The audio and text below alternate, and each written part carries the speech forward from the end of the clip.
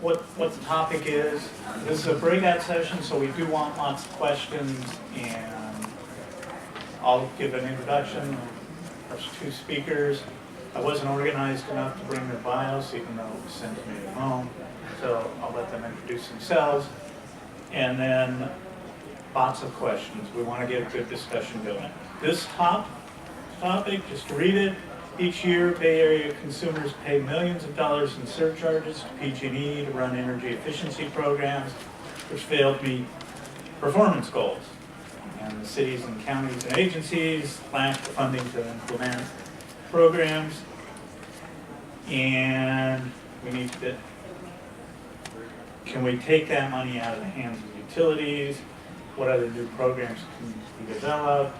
Are there ways of getting more funding to do energy efficiency beyond and outside of that?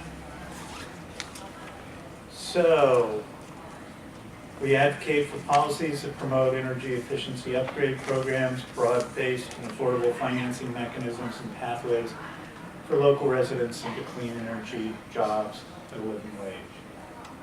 Let's start with Avni, who's with Emerald City. That's right. Got it right? Good. Thank you, Jen. So thank you everyone for giving me the opportunity to be here and tell you a little bit about Emerald Cities. My name is Avni Jamdar and I'm the director of Emerald Cities San Francisco. And today we have lots of supporters, members, champions, co-chairs in the room as well. So I'm going to look to them to join the conversation as we open it up a little bit later. So I'm here to talk about, just introduce Emerald Cities to you. We are a nationally headquartered nonprofit. We're based in DC. We were founded about in 2009 when ERA was just coming down the pike to all of the local governments, and there were folks at the national level trying to connect the dots of how do we get labor, community, workforce development programs to kind of sync up and to make sure that we develop the energy efficiency sector in a way that which is robust and holistic. So the result of those conversations was that Emerald Cities was founded as a nonprofit with 10 city chapters, which were independent collaboratives in their own right. So they have stakeholders that are local, in 10 cities, and those include Seattle, Portland, San Francisco, Oakland, Los Angeles, Providence, Milwaukee, Cleveland, New York, Atlanta. And so we have in the Bay Area 2 Emerald Cities chapters, and really the goal was to make sure that our lens is really local as we set out to do this work. One thing that is unique about Emerald Cities is that labor is very much at the table at the outset. At the national level, the AFL-CIO and the National Building Construction Trades Council is on our board of directors, as are workforce training programs, the Conservation Corps, Youth Build, and so on. And we also have partnership with business investors who are interested in investing in the energy efficiency field. So really, at the local level, we replicate, what we're trying to do at the national level, but have very strong partnership with grassroots community groups.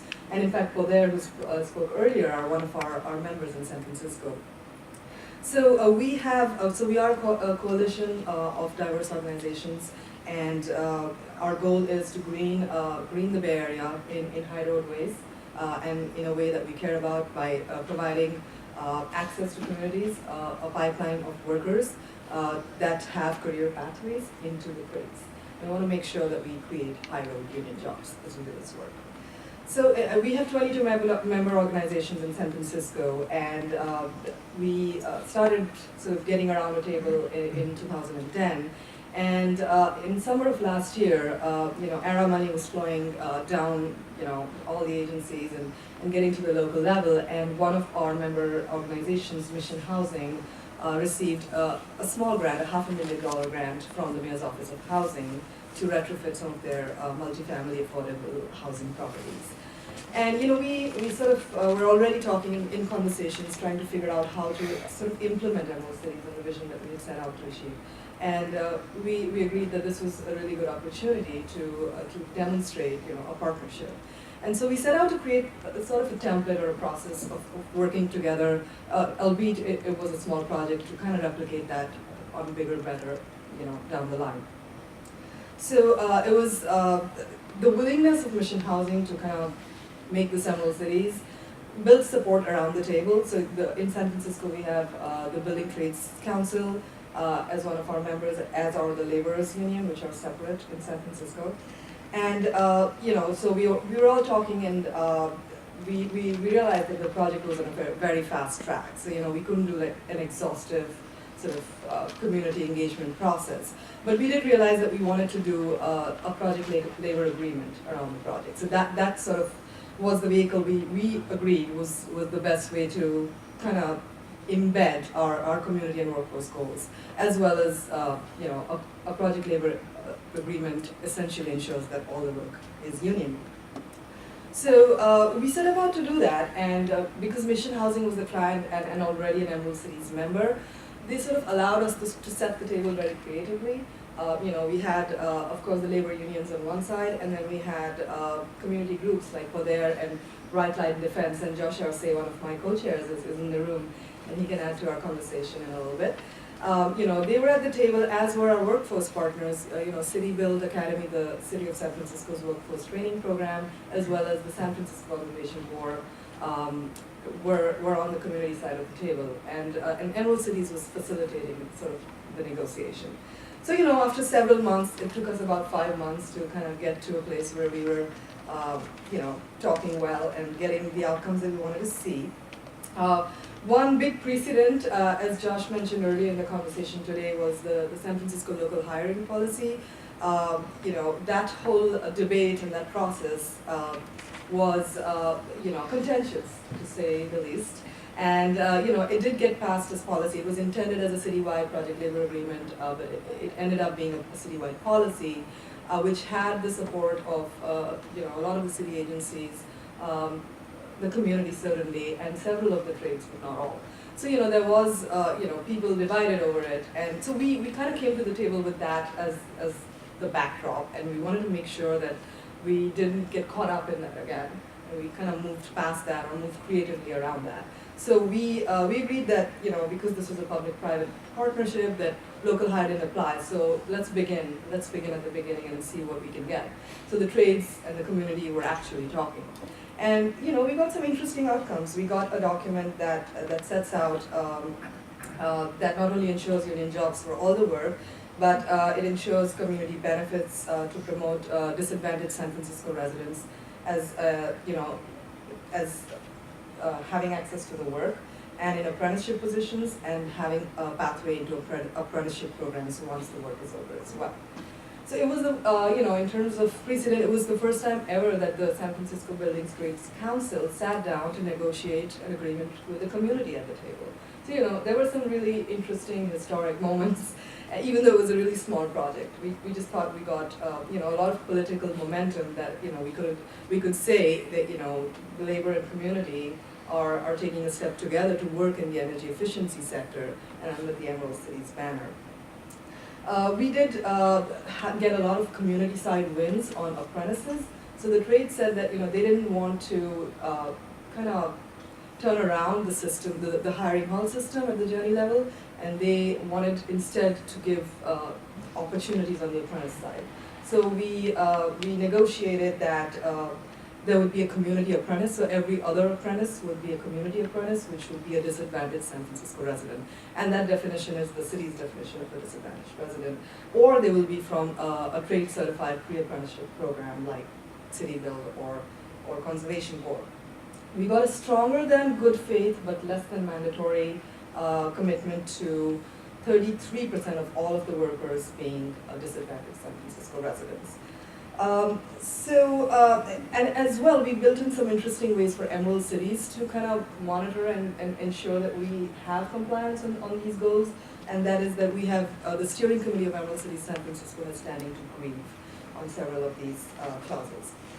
So I'll conclude, I have 2 minutes left, just to say that it was our first negotiation nationwide, so we are a pilot nationally. We had a high learning curve. We did this without really any external technical assistance. We just drew on the experience of our stakeholders. We want to make sure as Emerald Cities that the energy efficiency sector goes union, and the community is interested in that. The labor unions are certainly interested in that, and we sort of realize that we're fighting the same battle, so we don't need to fight each other. We hope to work with bigger public agencies. We just signed a letter of commitment with City College of San Francisco. We'll be exploring work with them. We're at the start of something exciting, and I'm happy to answer questions. Thank you.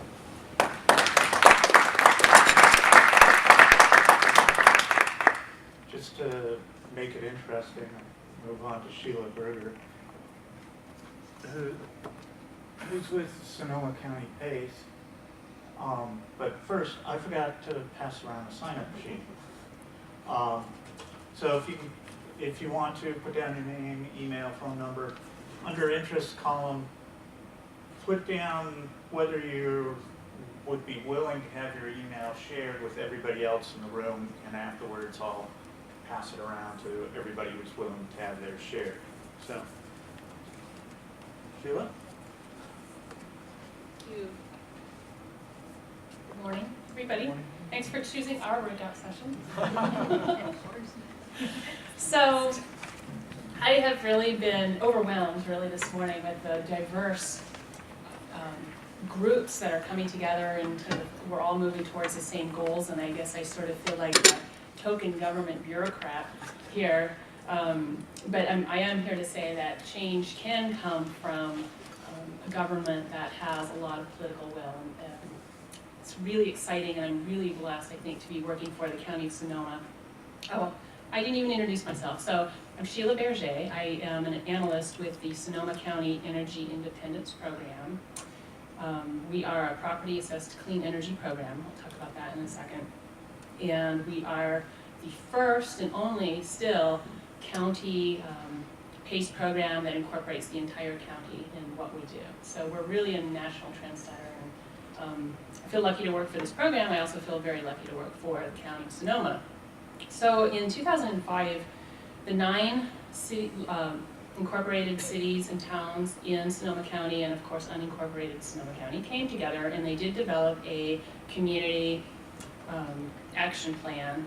And the main goal there was to reduce the 1990 GHG emission level 25% by 2015.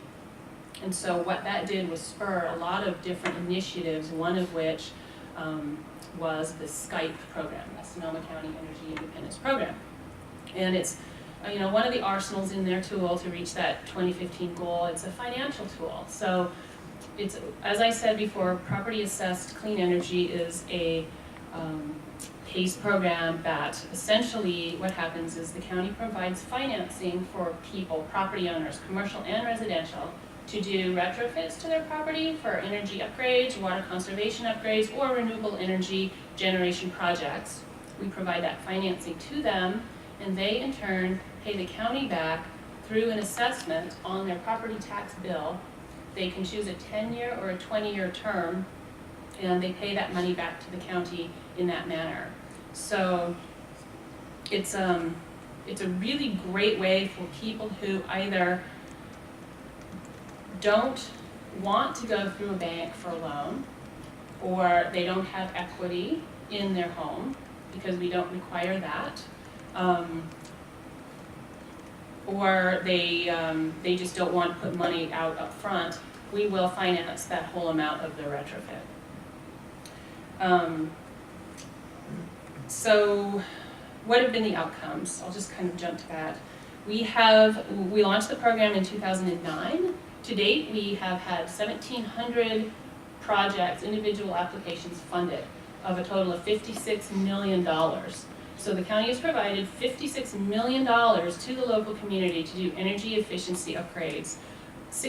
About 1,650 of those have been residential programs, and about 50 have been commercial projects. So the vast majority of what we have financed have been single-family homes, actually.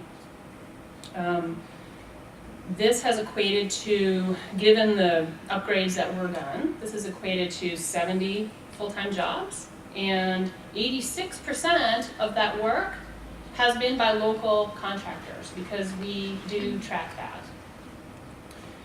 It's equated to 7.5 megawatts of electrical savings and about 4,600 tons of carbon emissions, and that's annually. So we've had a really, really big impact in our little corner of California, and it's a really, really popular program, but I guess, and that's the whole point of my being here, I wanted to emphasize that there's no way we could have been this successful without partnerships. And the very first, of course, partnership was with the other local governments, the other 9 jurisdictions that we work with, of course, and just really strong political will to come together and do something like this. But also, we have a really, really strong partnership with the local contractor community.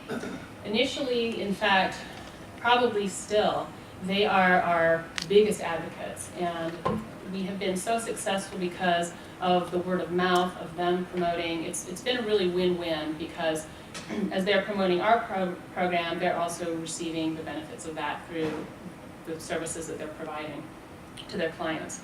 We do have a local hire preference, so that if applicants to our program want to do, say, a windows replacement, we require that they have 2 bids. One has to be from a local contractor. We always advise that they get multiple bids anyway, but we do require 2.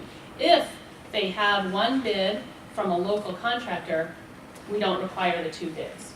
So if they have somebody local they want to work with and they provided us a bid, it's a reasonable cost, we will finance that.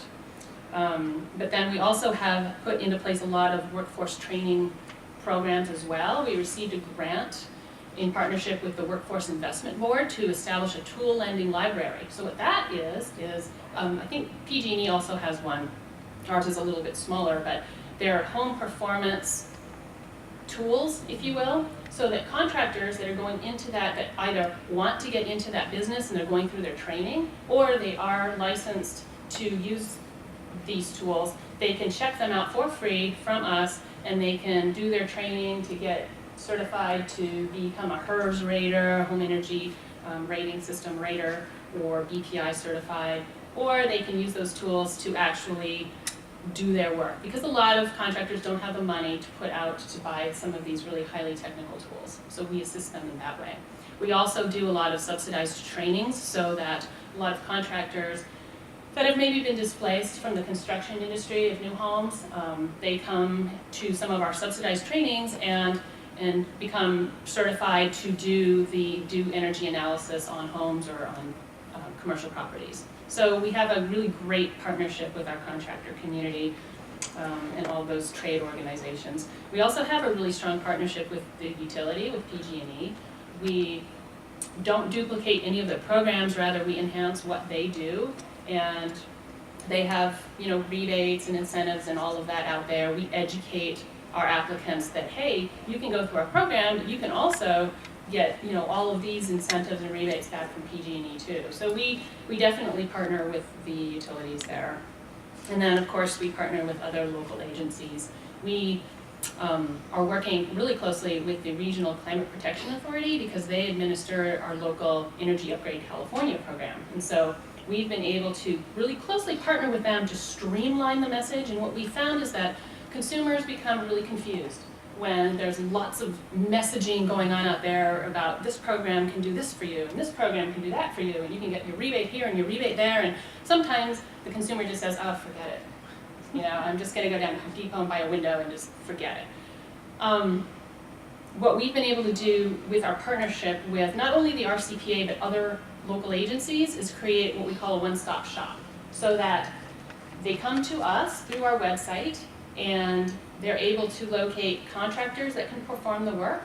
They can locate all of the incentives and rebates that might apply to their project so that they get the most bang for their buck. They have the financing through us.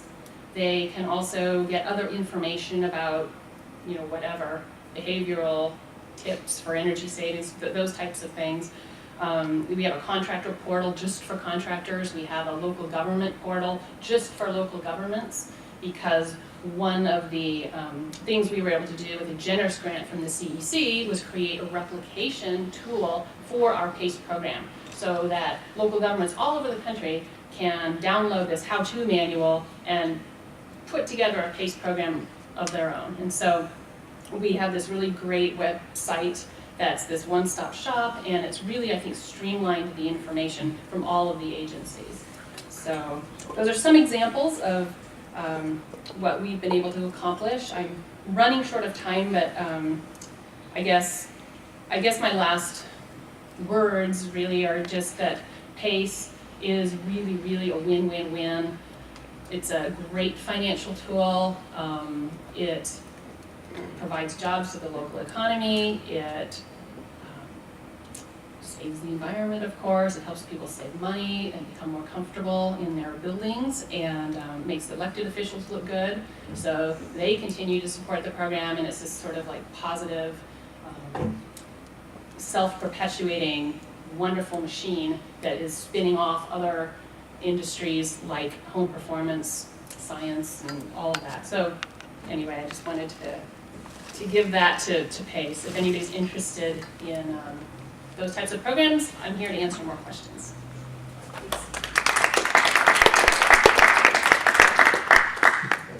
Sheila, I'd like to start off with, since I'm moderator, I'll take the first question. I'll ask the first question, and then I'll open it up to everybody else.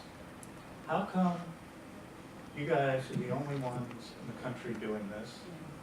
And how can we get the other counties in the Bay Area to do it?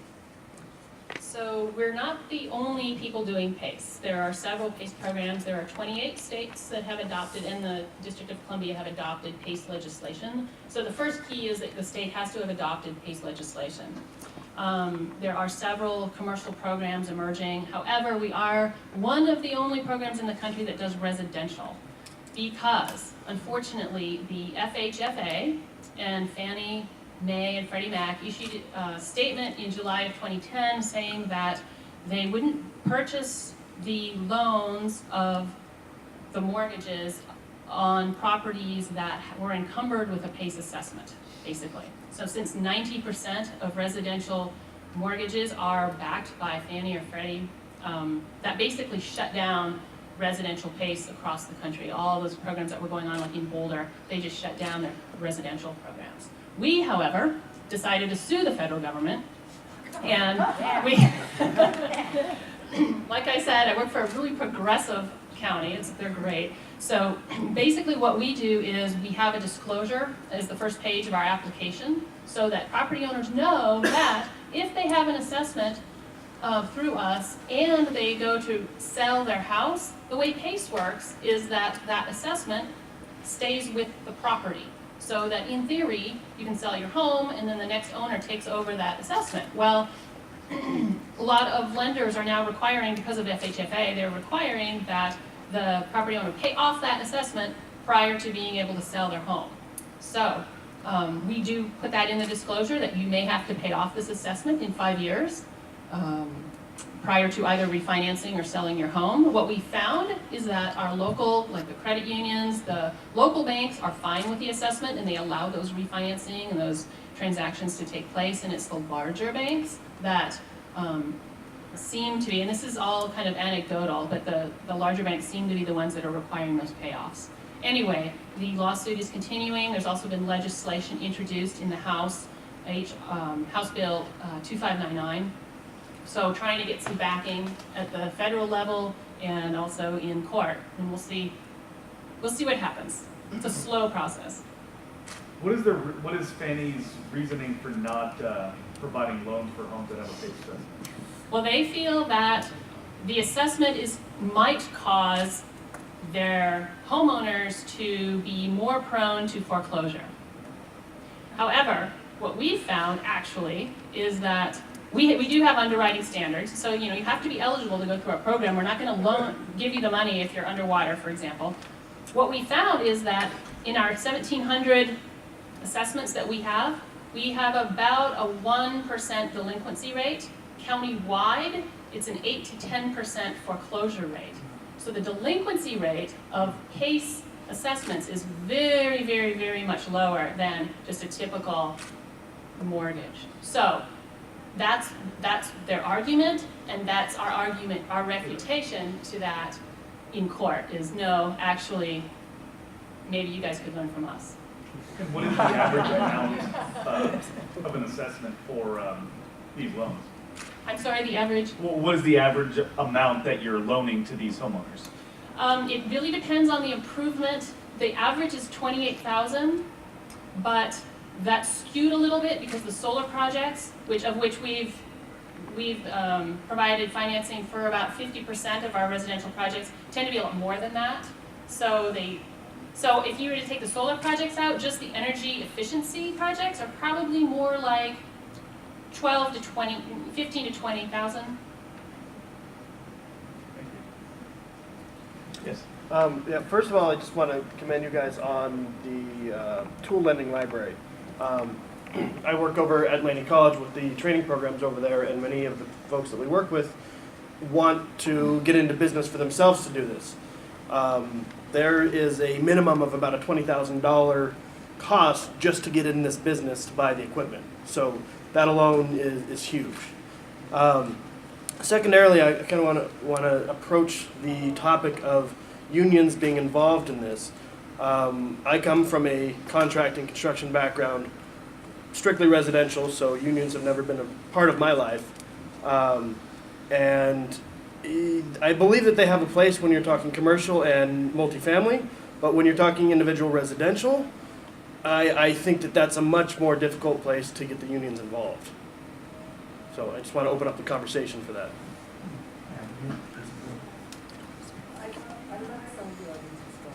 Okay. Is that a response? Yes, yes, Jack Fleck, I'm with 350.org, but actually I'm talking as an Oakland homeowner, and I agree with you. I've done solar panels on the roof. We hired two brothers basically to do the work, and now we're doing our windows, and the guy and his uncle are going to, they're not union.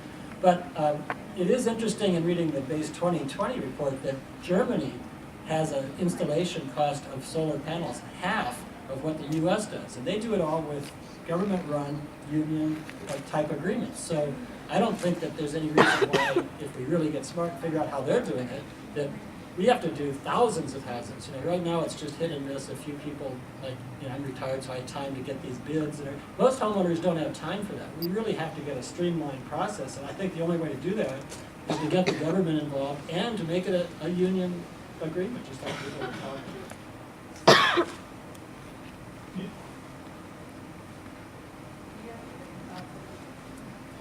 Hi, I'm Dave Diaz. I'm with the Sheet Metal Workers.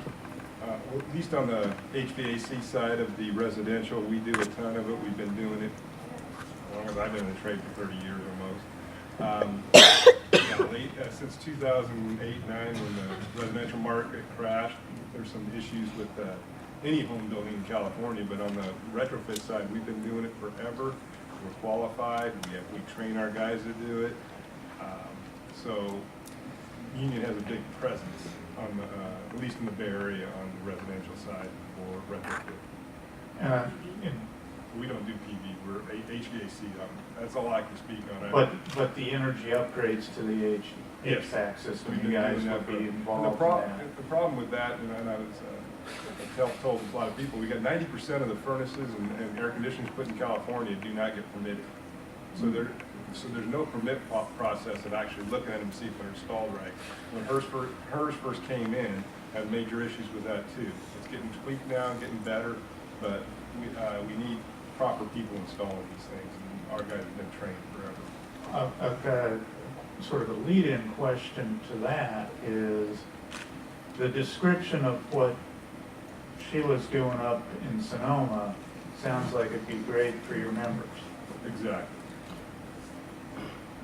How do we get your union support for getting that in other counties in the Bay Area and getting it going?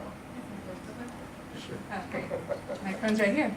I just wanted to let you know I work for Renewable Funding, so we're actually half a block away. But we're a private company that works with local governments to launch mainly commercial PACE programs at the moment, as well as working on other financial solutions. So we've launched the Green Finance SF program, which is a commercial PACE program. And then we also have a statewide program called California First, which will be launching probably in the fall. It will serve 7 counties, including Alameda and consideration. Is that residential PACE?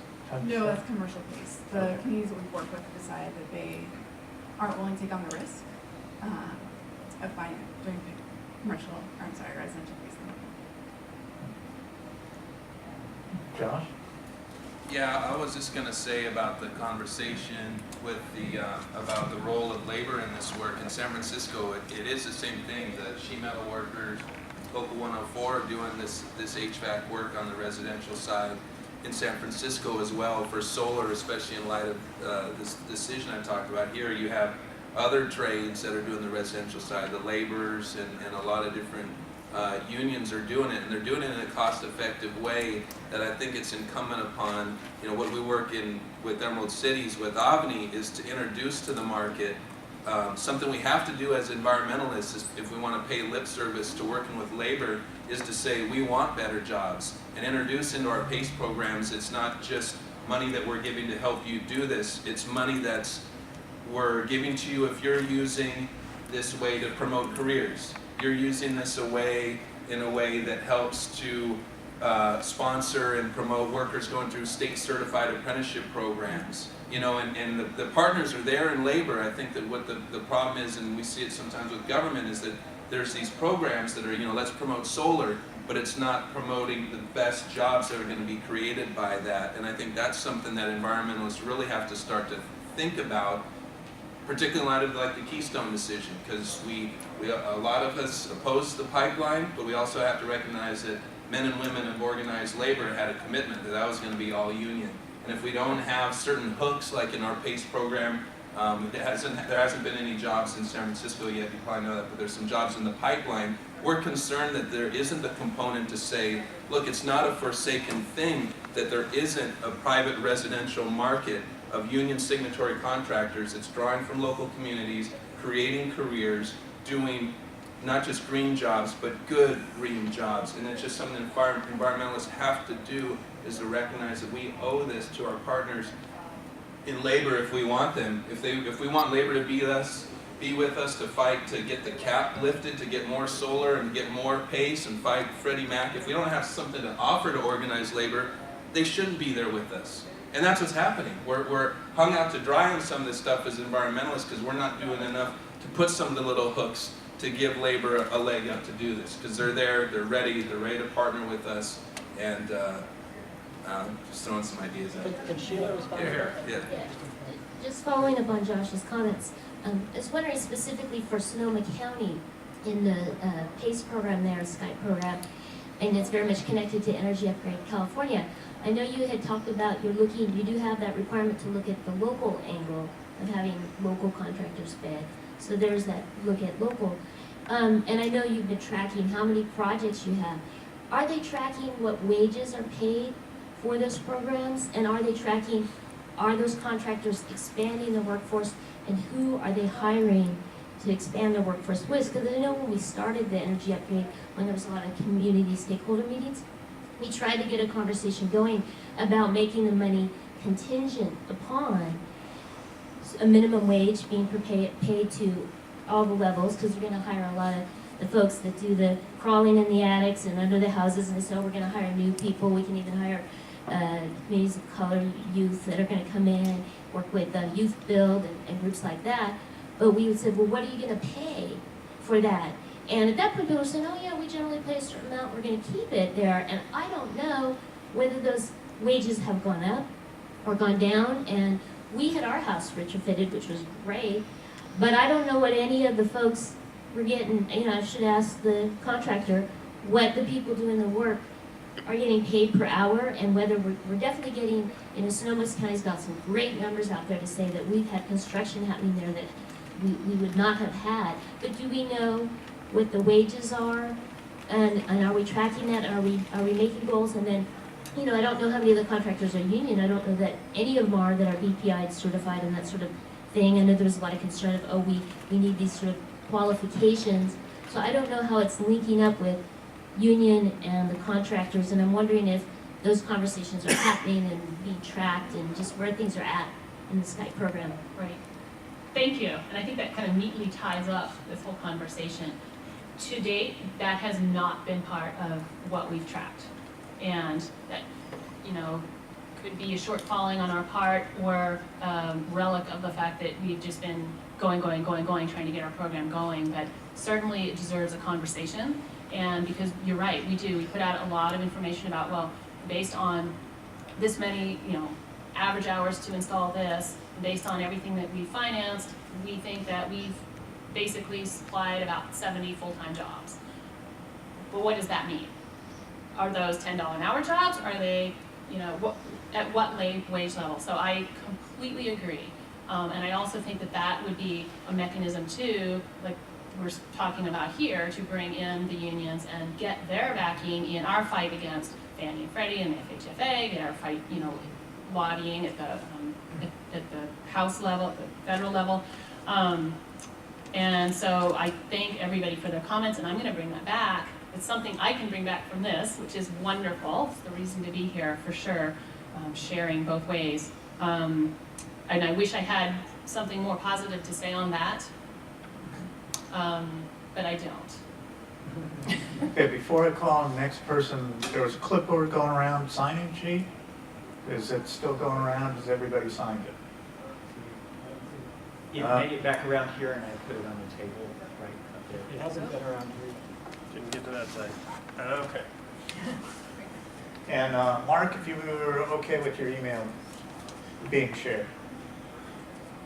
And I'll make sure it gets out to everybody because there's a lot of good ideas and it would be good to do networking. Against the window and then the man in the green shirt after you. Hi everybody, I want to thank all of you for teaching me a lot about what's going on here in the Bay Area. I'm from Chicago. And I'd like to bring up an issue that we're not going to be able to fully discuss and also ask some questions that we can help you with in side discussions. We really think that there's massive confusion out there among all sectors of the population about what energy efficiency is. And the US DOE, the Department of Energy, and the US EPA have really facilitated this massive confusion. When you go on their website, you really can't understand the difference between energy conservation and energy efficiency. And I think we all know in this room, and I don't know how the data breaks down here in the Bay Area, but for most of the country, if you just talk about the issue of retrofit of buildings, it's primarily, in most cases, going to be the energy conservation. It's going to be the primary thing that you get the biggest bang for your buck for. There are, of course, a lot of instances where you've got to make and replace the HVAC system, the refrigerator, the lighting, and stuff like that. But that depends a lot, too, on how the audit is done and what are the standards for the audit. So we'd love to hear if there's actual statewide standards here for the audits, and are there statewide standards for the retrofit? For example, I happen to be an environmental occupational health physician who's been working with unions for 35 years, and I've been a union organizer, and we don't have any standards for people going up in the attics and underneath buildings and putting in whatever kind of insulation and having any kind of OSHA standards enforced. So I'd love to hear about that. But I think the major question here is that in many ways, those who control society, the 1%, love the word energy efficiency because that doesn't necessarily mean that there's going to be any reduction in energy use, right? And I'll give a couple of examples. There are two good studies in the Midwest, 2008, 2010, of both state employees who drove Priuses and private individuals from Michigan and Minnesota. And those studies showed that people overdrove the efficiency. Okay, we have a question of phantom energy. How many people here know what phantom energy is? So it's estimated by the US DOE that 15% of all of our residential energy is phantom energy. That means every time you plug in one of these when you go to sleep at night, after it's fully charged up, or any instant-on appliance or your laptop, it keeps pulling energy. Okay, that's 15% of all residential energy. The FCC knew when these things were invented, it would have cost about an extra 0.001% to put a chip in there to automatically cut it off. That's existed for 25, 30 years, and it's never been implemented. So we think that the rest of the afternoon it would be great to really talk about this issue. Energy efficiency by itself is potentially a really good thing, but it usually means that it costs a lot more money for the gain that you get, particularly now. And it's not to pose the two things against each other, but basically we think that energy conservation has got to be put on the forefront. You know, in 1970, when Earth Day happened, there was an upside-down pyramid, right?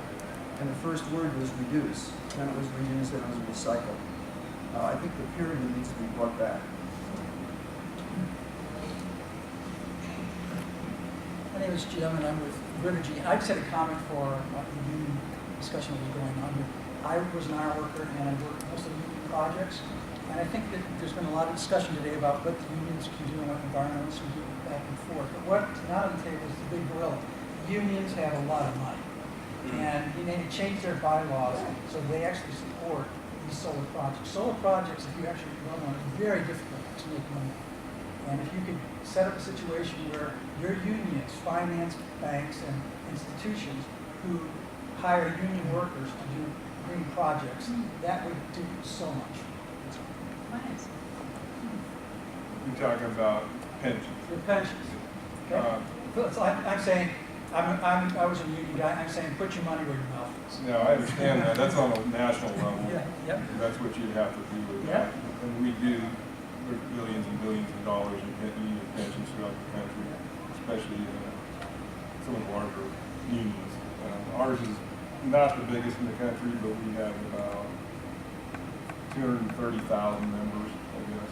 So we just merged with the train workers, or train engineers, whatever you call them. So they're not sheet metal workers, but they're part of us now. So it made us a lot bigger and stronger, especially politically. As a union, just real quick, on the energy efficiency side, actually sit on the International Green Plumbing Mechanical Code Technical Committee, and yeah, there are a lot of codes. Specifically, what we're working on is retrofitting existing buildings, major retrofit in the code to do that. So that is in the works, and trying to get energy efficiency that way. When it comes to like flood load and all that, that's discussed on every one of our meetings. And but when you're plumbing mechanical, you really don't have much control over flood load, except for the appliance, like as an air conditioner or whatever that's used. That's about it. So I think that has to be done somewhere else. I wanted to quickly respond to Jim's point about, leveraging union pension funds. And because of our national level partnership with the AFL-CIO, we have the right to receive that money. And we bring private investors at Emerald Cities to the table as well. So there is a lot of interest in investing in energy efficiency, even in the private sector, as much as in other parts of the bank. So we are exploring them, and we are bringing that capital into the sector. So that's why. What kind of energy efficiency products are you investing in specifically? So here in the MUSH sector, the municipal, university, schools, hospitals, plus multi-family.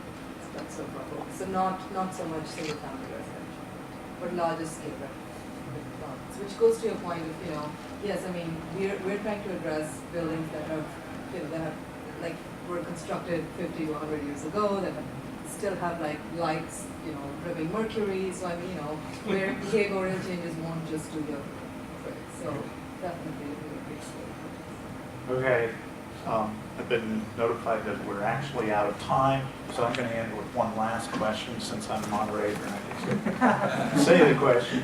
And that is, I was at a very interesting discussion, maybe with some of the people, Kirsten was at it, last week, about the city of Oakland, Emeryville, and Berkeley trying to figure out how to do energy efficiency upgrades in existing rental buildings.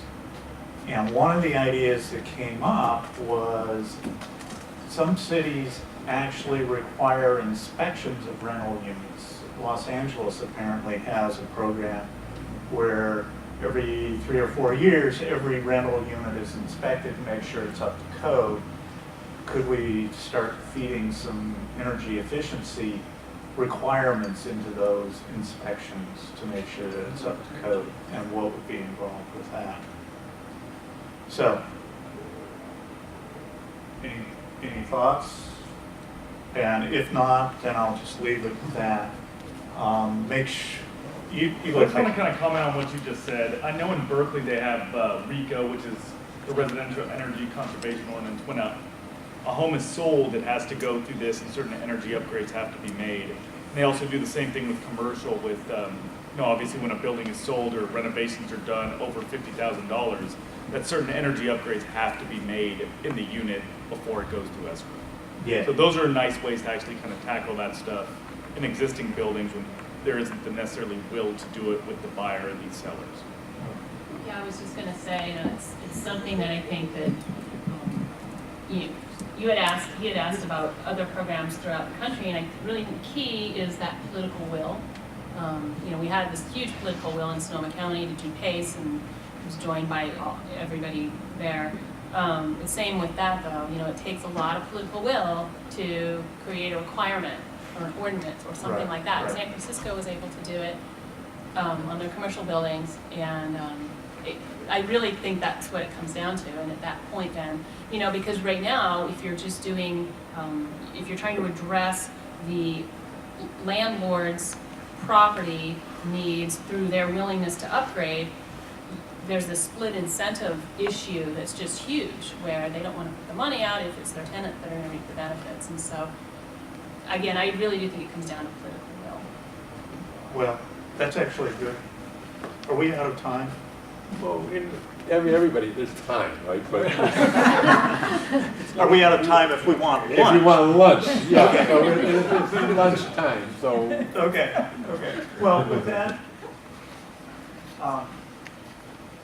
statement from a government representative, that it takes political will to get the government to do good things, I think we should stop. Thank our speakers and thank everybody for And if you haven't signed the sign-up sheets going around and you want to, please do.